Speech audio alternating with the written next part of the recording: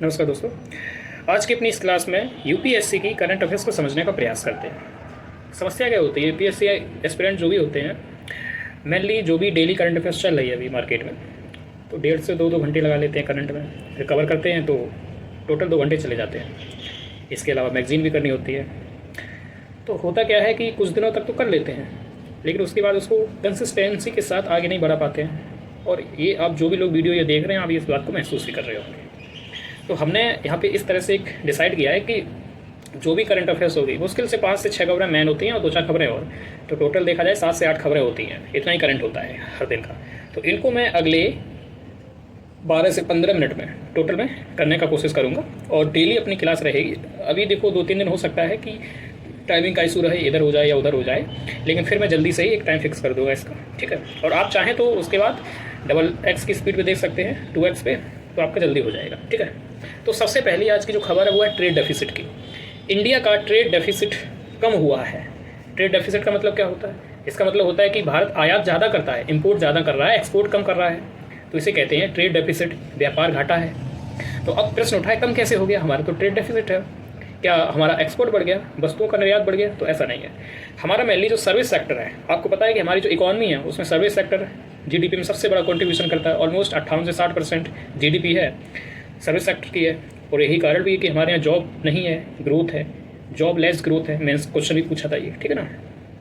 तो वस्तुओं का निर्यात तो नहीं बढ़ा, हाँ सर्विस सेक्टर थोड़ा अच्छा काम कर रहा है, इस वजह से ट्रेड डेफिसिट थोड़ा कम हुआ है, ठीक है। और कुछ खास इस खबर में है नहीं। बाकी आपने देखा होगा जो बैलेंस शीट होती है जिसमें करंट अकाउंट होता है, कैपिटल अकाउंट होता है, वो जाके आप पढ़ लेना। बाकी इतना ही करंट का था, ठीक है ना। अगला है एक्सियोम मिशन। आपको पता है कि अंतर्राष्ट्रीय जो स्पेस स्टेशन है, शुभांशु शुक्ला भी वहाँ पे गए थे। 14 दिन का ये मिशन था, पूरा हो गया और सभी लोग 4 लोग गए थे, जिसमें एक हमारे भारतीय थे शुभांशु, तो वापस लौट आए हैं, ठीक है ना। तो इंपॉर्टेंट क्या है इसमें? पीटी के पॉइंट ऑफ व्यू से इंपॉर्टेंट ये है कि यह एक जो था एक प्राइवेट मिशन था, एक निजी मिशन था, लेकिन इसमें फिर जो नासा है अमेरिका की स्पेस एजेंसी, उससे सहयोग मांगा उस कंपनी ने, उसने सहयोग दे दिया और उसने स्पेस एक्स का सहयोग लेकर, यानी नासा और स्पेस एक्स इन दोनों ने मिलकर ये 4 मेंबर को भेज दिया। भारत के जो शुभांशु शुक्ला थे उनको भी भेज दिया। अच्छा, शुभांशु शुक्ला का वहाँ जाने का इंपॉर्टेंस क्या है? वो इंपॉर्टेंस ये है कि आगामी हमारा गगनयान मिशन जाने वाला है स्पेस में, हमारा पहला अंतरिक्ष में मिशन होगा भारत का। तो सबसे पहले इनको एक ट्रायल के रूप में भेजा गया है ताकि इनको अनुभव मिले कैसे क्या करना है, ताकि हम अपना गगनयान मिशन भेज सकें, ठीक है। तो इस हिसाब से देख सकते हैं। और पीटी में कुछ और पूछना है तो रॉकेट का नाम फाल्कन 9 था, फाल्कन 9 रॉकेट का नाम था। और स्पेस एक्स का जो क्रू था, क्रू का मतलब वो एक मॉड्यूल होता है जिसमें बैठ के क्रू मेंबर जाते हैं, जो लोग बैठ के जाते हैं उसको, उसका नाम ड्रैगन था, ठीक है ना, क्रू, वो स्पेस एक्स का था, ठीक है। अब पीटी के तो सारी चीज़ें ये हो गई। मेंस में यही है कि हमारा स्पेस से संबंधित आएगा क्वेश्चन कि जो अभी एक्सियोम मिशन गया है कि हमारे स्पेस सेक्टर में किस प्रकार से उसमें महत्व रखता है। तो ये सारी चीज़ें आप इस पर तैयारी करिए, आने वाले समय में ये आएगा, क्योंकि हमारा गन मिशन भी जाने ही वाला है। एक बात खास बता दें, जो अंतर्राष्ट्रीय स्पेस स्टेशन है ISS, तो उसमें भारत शामिल नहीं है, याद रखना। उसमें अमेरिका है, अमेरिकी एजेंसी है नासा, जापान है यानी जाक्सा, रूस है, रोस्कोसमॉस उसकी है, ठीक है ना, यूरोपीय यूनियन है और कनाडा। ये 5 लोग हैं जिन्होंने मिलकर बनाया है। हालांकि हम आने वाले समय में 2035 तक अपना खुद का स्पेस स्टेशन बनाएंगे। और ये स्पेस स्टेशन होता क्या है, जो आपकी पृथ्वी है, हमारी पृथ्वी, उसके आसपास घूमने वाला एक लैब है। उसमें बहुत सारे साइंटिस्ट बैठे रहते हैं, रिसर्च करते रहते हैं, शोध और अनुसंधान करते रहते हैं, उसमें बैठे हुए वो घूमती रहती है, ठीक है ना। दूसरी खबर ये हुई। तीसरी खबर है SCO संबंधित, शंघाई सहयोग संगठन, SCO, ठीक है ना। SCO में क्या हो रहा है? अभी आपने देखा था लास्ट समय कुछ बैठक हुई थी, तो हमारे राजनाथ सिंह गए थे, तो उन्होंने ज्वाइंट स्टेटमेंट पे साइन करने से मना कर दिया था। वो इसलिए मना कर दिया था क्योंकि जो SCO है इसका मोटिव क्या होता है? आतंकवाद है, अलगाववाद है ना, इसको टैकल करना। और आतंकवाद पर ही ये संगठन बनाया गया और हमारे यहाँ इतना बड़ा आतंकवादी हमला हो गया पहलगाम में, ऑपरेशन सिंदूर चला, इसका कोई जिक्र ही नहीं किया, बल्कि उसका जिक्र कर दिया है। ये था इशू। तो फिर अभी फिर बैठक हुई, बहुत कुछ बातें हुई, तो ये हुई। अभी देखने को क्या मिला? सबसे पहले SCO देख लीजिए। ये शंघाई 5 के नाम से 1996 में स्थापित हुआ था, जब इसमें रूस था, चीन था और कजाकिस्तान, किर्गिस्तान और तजिकिस्तान था। ये 5 लोग थे। 2001 में आपका जो उज्बेकिस्तान है वो भी ऐड हो गया, ठीक है ना। उसके बाद में ये SCO बन गया 2001 में। उसके बाद आपने देखा होगा 2017 में भारत और पाकिस्तान जोड़ दिया गया था। रूस ने भारत को जोड़ा, चीन ने पाकिस्तान को जोड़ा। चीन क्यों जोड़ेगा आपको पता ही है उसका एंगल। और फिर 2023 में आपका ईरान जुड़ा, 24 में आपका बेलारूस जुड़ गया। तो वर्तमान में 10 सदस्य है इसमें। अब मुश्किल क्या आ रही? मुश्किल ये आ रही कि जो ये वाला है, ये प्रो चाइना है या प्रो रशिया है, इसमें यानी सारे वही खिलाड़ी हैं, सारे वही एक्टर हैं जो वेस्ट के विरोधी हैं, यानी कि अमेरिका के मेनली विरोधी हैं। तो यहाँ पे सबसे बड़ा डेडलॉक यही फंस जाता है हमारा कि अमेरिका कह रहा है कि मेरे साथ रहो और हमें यहाँ भी अपने इंटरेस्ट देखना है, तो इसको बीच में रखना बड़ा मुश्किल हो जाता है। ये चैलेंज भी है हमारा, ठीक है ना। चाहे ईरान देख लो, चाहे बेलारूस, रूस, ये सब, ठीक है ना, चाइना, अमेरिका, और इसका चलता रहता है 36 का आंकड़ा। तो हमारी विदेश नीति की बहुत बड़ी चुनौती भी रहती है, चैलेंज भी रहता है कि बैलेंस किसको कैसे क्या करें, ठीक है। तो ये चीज़ें, बाकी जो चीज़ें थी मैंने बता दिया, तो इतना इंपॉर्टेंट है। बाकी आर्टिकल 17 है, अगली खबर, चौथी खबर है आर्टिकल 17। अनुच्छेद 17 आपको पता है अनटचेबिलिटी को समाप्त करने की बात की गई है, छुआछूत की बात की गई है ना। लेकिन याद रखना इसमें डिफाइन नहीं किया गया छुआछूत को, अस्पृश्यता क्या होती है इसको डिफाइन नहीं किया गया संविधान में, ठीक है ना। इसके लिए एक एक्ट आया था, protection of civil right act 1955 में आया था, उसके तहत इसको डिफाइन करने का प्रयास किया गया।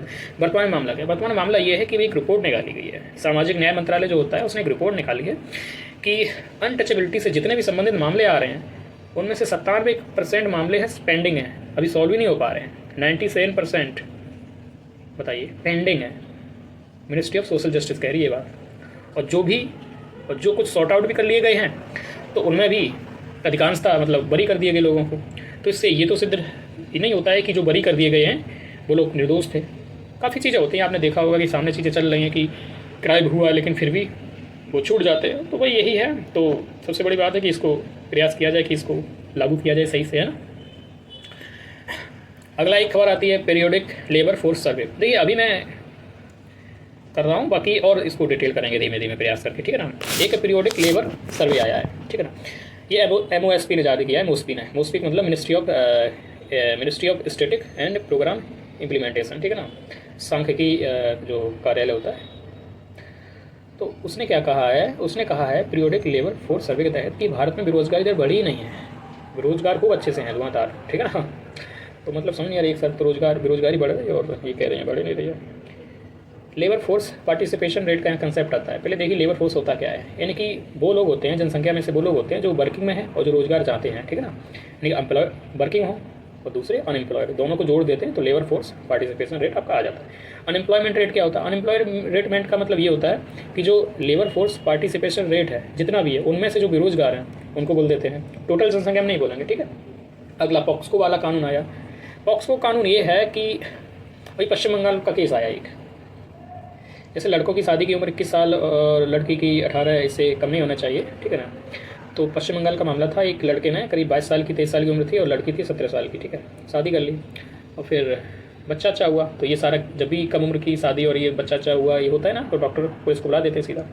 केस गया तो वहाँ के जो लोकल कोर्ट था उसने सज़ा दे दी उस लड़के को 20 साल की, ठीक है ना, क्योंकि पॉक्सो एक्ट के तहत काफ़ी टफ सज़ा होती है, ठीक है ना। मेनली हुआ क्या, ये पॉक्सो एक्ट सीधा ये कहता है कि कंसेंट आपने लड़की से ली है या नहीं ली है, ठीक है ना। अगर एज कम है तो उसकी कंसेंट भी नहीं मानी जाएगी, आपको सज़ा मिलेगी। और जबकि लड़की कह रही है कि हमने अपने मन से शादी की, घर वालों ने उसको फंसा दिया है, तो ये केस फिर हाई कोर्ट में गया, हाई कोर्ट ने रद्द कर दिया, फिर सुप्रीम कोर्ट में गया, तो अभी ये केस चल ही रहा है। तो इस पर कहा जा रहा है कि कुछ थोड़ा सा उसमें छूट देनी चाहिए, बाकी देखते हैं क्या है। हालांकि लड़कों के लिए भी होता है, जैसे कि अभी एक लड़की थी जो टीचर थी वहाँ पे साउथ इंडिया में, तो छोटा लड़का था, उसके साथ जो भी चीज़ें हुई तो वहाँ पे उसके ऊपर भी पॉक्सो लगाया गया। देखो सैद्धांतिक रूप से ये दोनों के लिए, लड़के लड़की के लिए कानून, लेकिन व्यवहारिक रूप से लड़कों के केस में ज़्यादा यूज होता है, ठीक है। अगली खबर ये है कि जैसे वैश्विक तौर पे पहला प्रथम विश्व युद्ध हुआ, द्वितीय विश्व युद्ध हुआ, दुनिया में खूब त्राहिमा हो गई, तो उसके बाद में महसूस किया गया कि अंतर्राष्ट्रीय संस्थाएं होनी चाहिए, ग्लोबल इंस्टीट्यूशन होने चाहिए, तो उनको स्थापित किया गया। UNO आया, फिर ये गेट आया, ये सब चीज़ें आई, IMF, वर्ल्ड बैंक, फिर WTO आया 1995 के आसपास। तो इसमें मेन भूमिका तो आपकी USA की रही, अमेरिका की रही। उसने विश्व व्यवस्था को बनाने के लिए बहुत सारी संस्थाओं को बनाया, लेकिन वर्तमान में वही संस्थाओं से पीछे अपना हाथ खींचे जा रहा है। मतलब WTO है तो उसको कमज़ोर कर दिया, पेरिस एग्रीमेंट है उससे पीछे हट गया, UNO है उसको कमज़ोर कर रहा है। तो ये सारी चीज़ें दिखाती हैं तो दुनिया बड़ा ही एक अराजक होती जा रही है धीमे धीमे। चाहे देख लो UNO अपना काम कर रहा है, लेकिन 3 वर्ष हो गए हैं, रूस और यूक्रेन का वॉर चल रहा है, इजराइल और हमास ये मामला देख ही रहे हो, ईरान अमेरिका और ये सब देख ही रहे हो। तो रूल बेस्ड वर्ल्ड ऑर्डर होना चाहिए, लेकिन नहीं हो पा रहा। बाकी यही सब चीज़ें हैं। तो आशा करता हूँ आपको क्लास पसंद आई होगी। बाकी इसको बहुत प्रॉपर वे में अच्छे से क्लास को डिज़ाइन अपना करेंगे, ठीक है।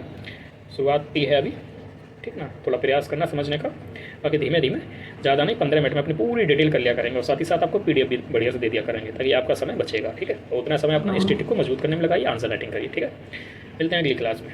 जय हिंद।